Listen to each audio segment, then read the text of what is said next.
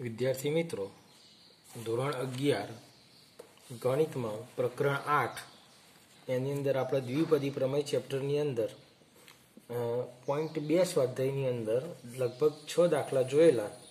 આપણે 7મા દાખલાથી આજે વાત કરીશું. 7મા દાખલાની અંદર મધ્યમપદ શોધવાના દાખલાઓ છે. બરાબર, મધ્યમપદ શોધવાના પ્રશ્નો છે, એની ચર્ચા કરવી છે. તો સ્વાધ્યાય 8.2 એનો દાખલા નંબર છે 7. મધ્યમપદ અથવા મધ્યમપદો મેળવો.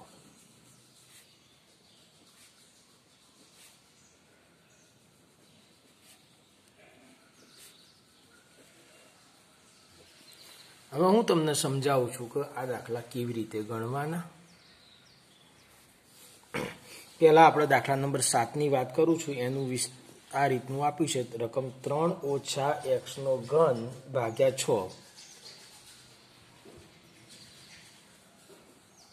એની 7 ઘાત. અહીંયા n બરાબર 7 છે, જે ઘાત છે n. હવે તમારે જેટલી ઘાત હોય એના કરતા એક વધુ પદ વિસ્તરણમાં આવે. એટલે અહીંયા આગળ 7 ઘાત છે, એટલે આના વિસ્તરણમાં 8 પદો મળે.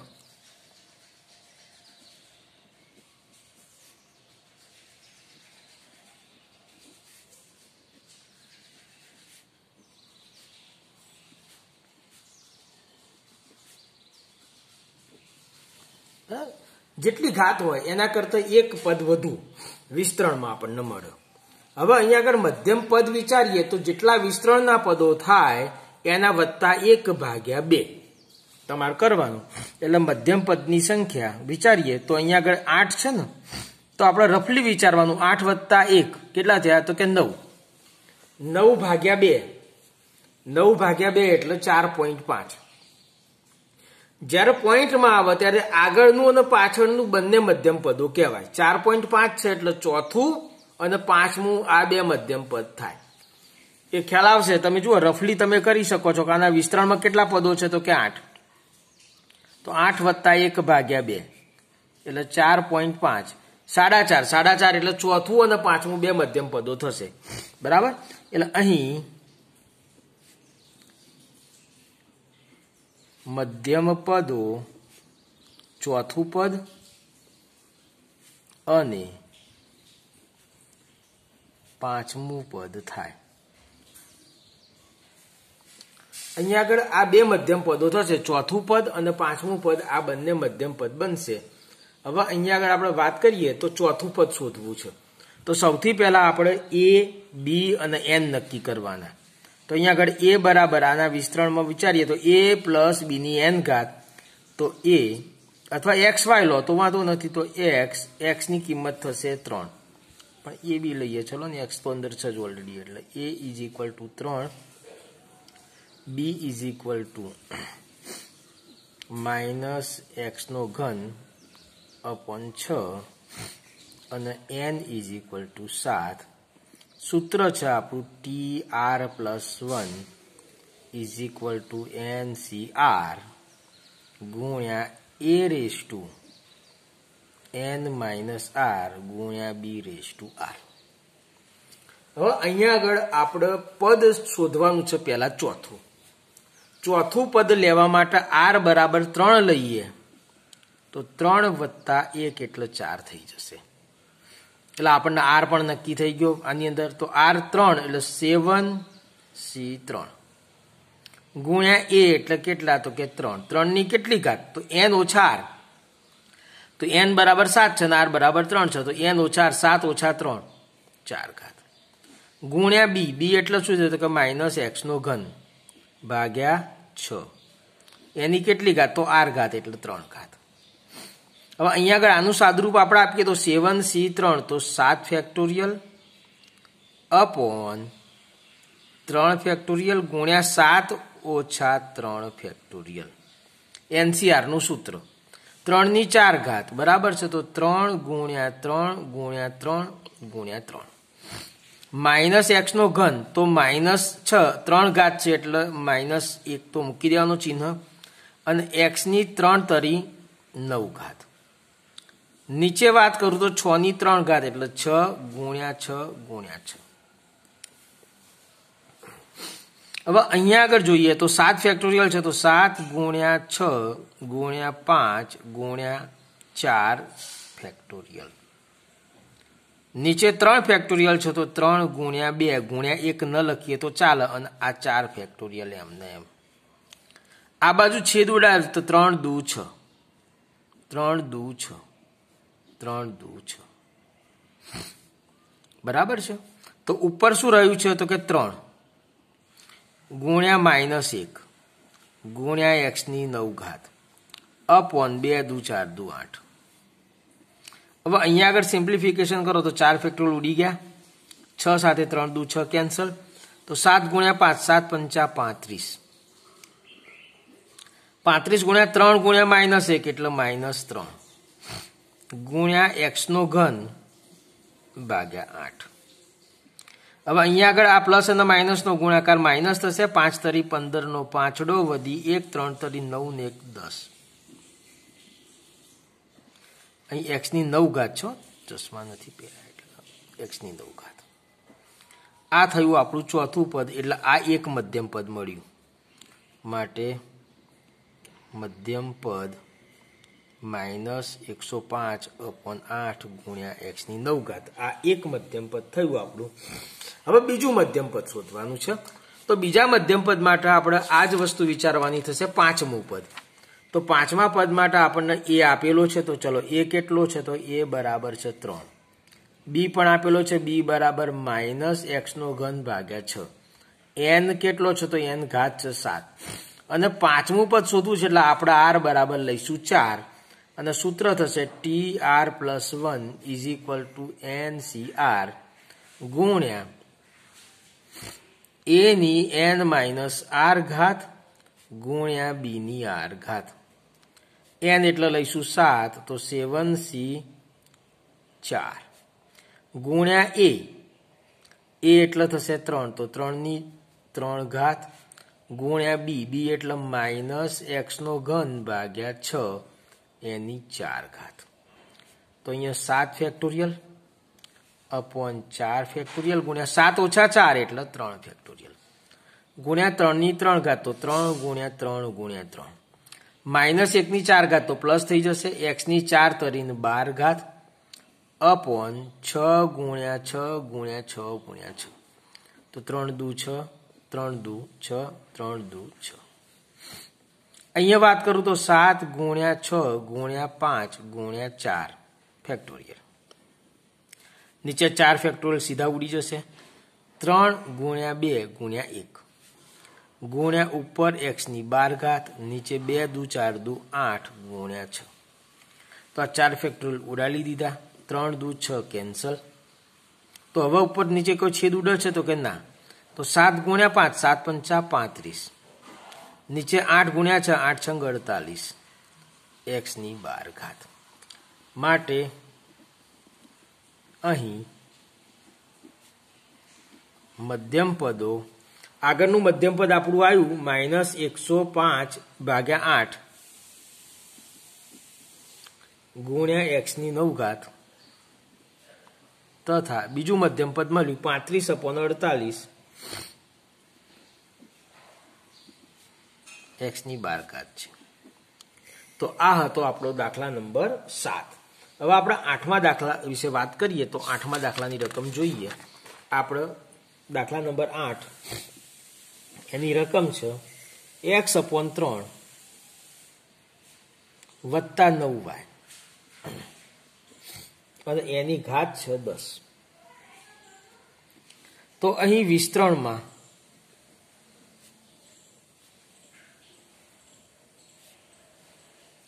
અગિયાર પદો મળે. હવે 11 વત્તા 1 12 ભાગ્યા 2 કરવાના. જો આપણે ગઈ વખત બી સમજ્યા હતા, અહીંયા આગળ તો 12 ભાગ્યા 2 પોઈન્ટમાં નથી આવતા. 11 વિસ્તરણ પદો વત્તા 1 ભાગ્યા 2, 11 ને 1 12, 12 ભાગ્યા 2 એટલે 6, એટલે છઠ્ઠું પદ મધ્યમ પદ થાય.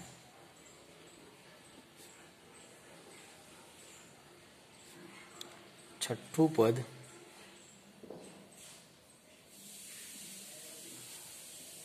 મધ્યમ પદ થશે. હવે છઠ્ઠું પદ આપણે શોધવાનું છે એટલે r બરાબર 5 લઈશું. a બરાબર પહેલું x/3, b બરાબર બીજું તો 9y, n બરાબર ઘાત તો 10 અને r બરાબર લઈશું 5 કારણ કે આપણે છઠ્ઠું પદ શોધવું છે. તો હવે અહીંયા આગળ વાત કરીએ તો tr+1 = ncr ગુણ્યા a⁻n−r ગુણ્યા b⁻r. તો n છે 10 તો 10c, છઠ્ઠું પદ શોધવા માટે r આપણે 5 લીધો છે, 10c5 ગુણ્યા a એટલે x/3 એની n−r ઘાત એટલે 10 - 5 એટલે 5 ઘાત, b એટલે 9y એની પણ r એટલે 5 ઘાત. 10 ફેક્ટોરિયલ અપોન 5 ફેક્ટોરિયલ ગુણ્યા 10 - 5 એટલે 5 ફેક્ટોરિયલ ગુણ્યા x ની 5 ઘાત નીચે 3 ની 5 ઘાત ગુણ્યા 9 ની 5 ઘાત y ની 5 ઘાત. તો 10 ગુણ્યા 9 ગુણ્યા 8 ગુણ્યા 7 ગુણ્યા 6 ગુણ્યા 5 ફેક્ટોરિયલ અપોન 5 ગુણ્યા 4 ગુણ્યા 3 ગુણ્યા 2 ગુણ્યા 1 ગુણ્યા 5 ફેક્ટોરિયલ. આ x ની 5 ઘાત, આ 9 છે ને તો 3 નો વર્ગ 9 અને એની 5 ઘાત ગુણ્યા y ની 5 ઘાત નીચે 3 ની 5 ઘાત. આ 5 ફેક્ટોરિયલ ઉડી ગયા. હવે અહીંયા જોઈએ તો 3 દુ 6, 6 કેન્સલ, 4 દુ 8 અને 5 દુ 10 તો 2 ગુણ્યા 9 ગુણ્યા 2 ગુણ્યા 7 ગુણ્યા x ની 5 ઘાત y ની 5 ઘાત 3 ની 10 ઘાત અપોન 3 ની 5 ઘાત. તો ઉપર 3 ની 5 ઘાત વધવાની, બરાબર ને? 3 ની 10 ઘાત ને 3 ની 5 ઘાત ભાગાકારની ક્રિયા છે એટલે શું થશે તો કે ઘાતની બાદ બાકી થશે. તો અહીંયા આગળ 9 દુ 18, 18 દુ 36, 36 ગુણ્યા 7 ગુણ્યા 3 ની 5 ઘાત તો 3 તરી 9, 9 તરી 27, તરી 81, તરી 243 ગુણ્યા x ની 5 ઘાત y ની 5 ઘાત. 36 ગુણ્યા 7 ગુણ્યા 243 કરીએ તો આપણને મળશે 61,236.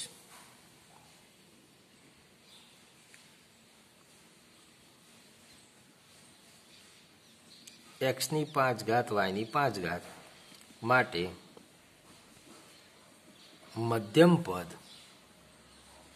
61,236 x ની 5 ઘાત y ની 5 ઘાત થાય. તો આ હતો આપણો દાખલા નંબર 8. હવે આપણે દાખલા નંબર 9 તરફ જઈએ. તો દાખલા નંબર 9માં શું કહ્યું છે એની વાત કરું તો રકમ લખું છું પછી આપણે સમજીએ.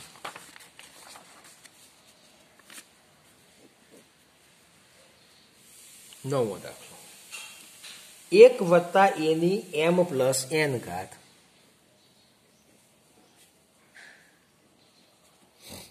ના વિસ્તરણમાં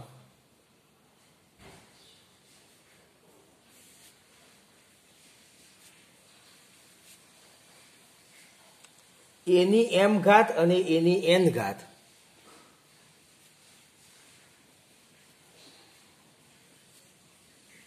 ના સહગુણકો સમાન છે.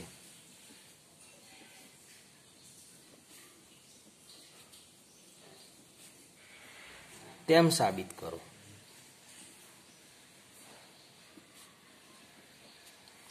હવે આપણે અહીંયા આગળ વિસ્તરણ સૂત્ર આપણને ખબર છે તો tr+1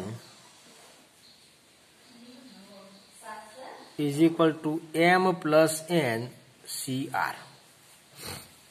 બરાબર, આ તો આગળ લખવાના છે. હવે એકની આ બેની બાદ બાકી જેટલી ઘાત એટલે એકની ઘાત ગમે તેટલી હોય આપણે એને એક જ મળશે ગુણ્યા બીજું પદ છે b એટલે અહીં a છે અને એની r ઘાત એટલે m + n cr ગુણ્યા a ની r ઘાત. આ આપણું સૂત્ર થયું tr+1. હવે અહીંયા આગળ આપણે a ની m ઘાત એટલે આર બરાબર એમ લેતા T M plus 1 is equal to M plus N C M ગુણ્યા એની એમ ઘાત માટે એની એમ ઘાત નો સહગુણક શું મળ્યું ભાઈ? તો કે એમ પ્લસ એન સી એમ છે. હવે આ જ રીતના આર બરાબર એન લઈશું તો T N plus 1 is equal to M plus N C N ગુણ્યા એની એન ઘાત માટે આ એની એન ઘાતનો સહગુણક થયો, જેમ આ સહગુણક થયો એ રીતના એની એન ઘાત નો સહગુણક એમ પ્લસ એન સી એન છે. હવે અહીંયા આગળ જુઓ તમે, આપણે એક નિયમ જોયેલો. શું નિયમ હતો? તો કે ભાઈ M C R is equal to M C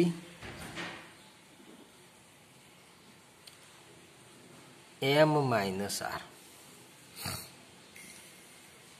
આ નિયમ અહીંયા આગળ જોઈએ તો આપણને એટલી ખબર છે કે ભાઈ આ બે જે ઘટકો છે એનો સરવાળો એમ જેટલો થતો હોય તો બે સમાન હોય. એટલે અહીંયા આગળ એવું ના કરવું હોય તો તમે અહીંયા આગળ સિમ્પ્લિફિકેશન થોડું બંનેનું કરો તો તમને સરળ રૂપ સરખું જ આવશે. આ ના વિચારવું હોય તો વાંધો નથી. તો M plus N C M is equal to શું થશે ભાઈ? તો M plus N factorial upon M factorial into આ બેની બાદ બાકી એટલે એન ફેક્ટોરિયલ અને M plus N C N કરીએ તો M plus N factorial upon N factorial ગુણ્યા એમ ફેક્ટોરિયલ માટે બે સમાન થઈ ગયા. M plus N C M is equal to M plus N C N છે માટે બંનેના સહગુણક સમાન છે.